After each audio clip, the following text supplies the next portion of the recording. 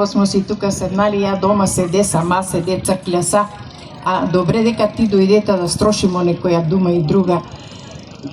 Па од декабре претакува, та се ти чък за наше село, кај е било некига шеете тука у Црна Гора. У Црна Гора доле ниско у полите на Црна Гора е било селото, па се живеали у колиби, ама знаеш какви колиби?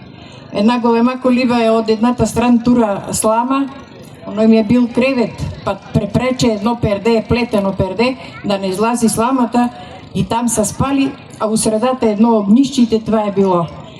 Ама и са живеали по много народ. Ама имало, оно и сега има тия пут, стар пут. Ка појде од Совија, та мине тука през сви села, та Слаковци, Ноевци, та Гигинци, та чък у Пиро тој.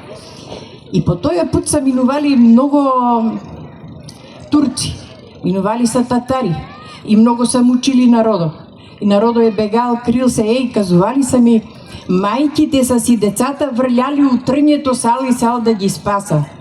И това ги принудило да бегаја. Та дека че бегаја, са дека тоа е Слаковци, оно е па е било гора, ама дъбици. Па полък, пай колиби, пай си създали живот и мало е по 50, по 60 души от къща.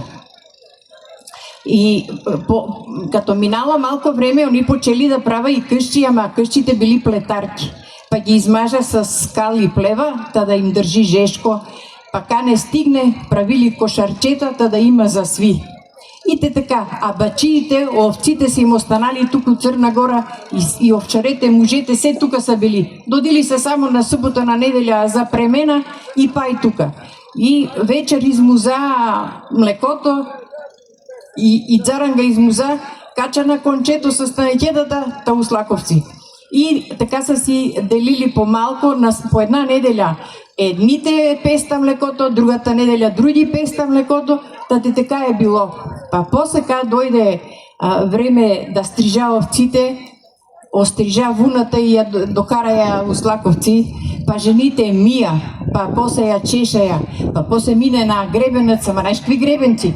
Една дъска и на нея наболи пироње. И цел ден влачи додека не направи на убава лимба. И кога направи на лимбата, така и с вретеното га изпреде, да има, што да се завиваја, да се облача ткаја, ткали са залитаци, шајаци. Ама едното е тънко, едната е по-дебела нишка. И като изткаја, за шаја, ако ти кажем, ка изткаја, он е бел. Па после земата га бојадиша усин, камик и маджун да стане црн и си шија литаци. А за мужете пај са прели, ама кога изпреде, па га тури на мотавилче. Нали знаеш че е мотавилче? Така. Па зема, парчето земата га тура у скробило, а скробило това е морузно брашно и вода.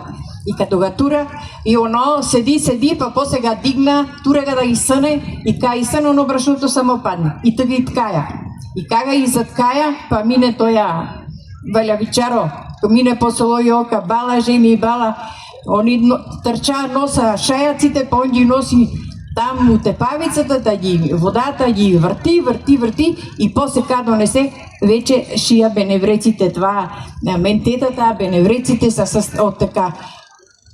Да, ама преди години как е било, знаеш ли? Преди години не имало вълна, не имало тия приспособления. Кълчишници. Така е било. Па направа сукмани от кълчища и се облеча. Така е било. Лежа на кълчишняци. Така е било. А после вече са почнали да ткаја вунените църги, плета шошони, плета ванели, но това е било. Сега се облача с нещо, иначе не може. А и иначе да ти кажем, най-дртия е турал ключ от зевнико. Он не е давал некој да пипне нещо. Госпоđата по една неделя са се редили. Една неделя едната госпоđа, другата неделя друга госпоđа. И он износи.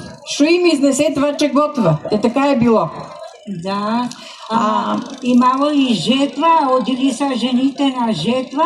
Па едни на жетва, едни дома са.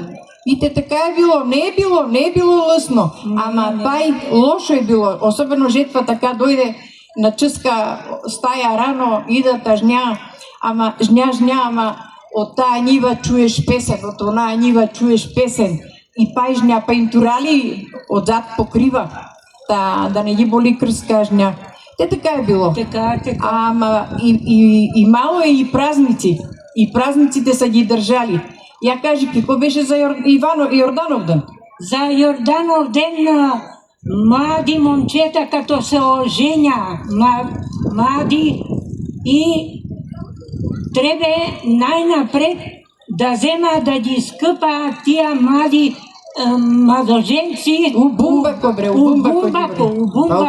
ги върлея. И ги върлея тамо къде си скъпа за здраве. Да, така е. На невестите у рукавете са им турали по-малко за водица.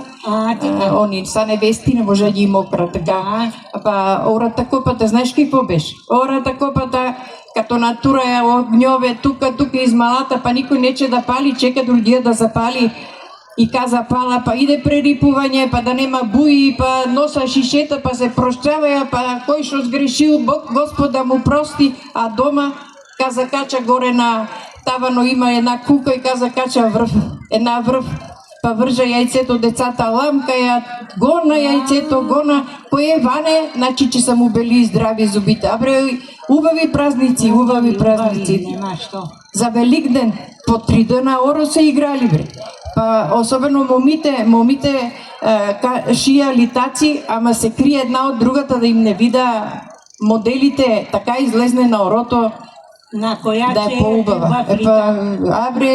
Убавиня е било, ама така. Ние кока много се разборуваме, времето се ставиня вече, ако речеш да ставимо, си идемо, па jutре пайче, седнемо пайче, се сетимо за нещо. Па jutре че се видиме пай. Айде.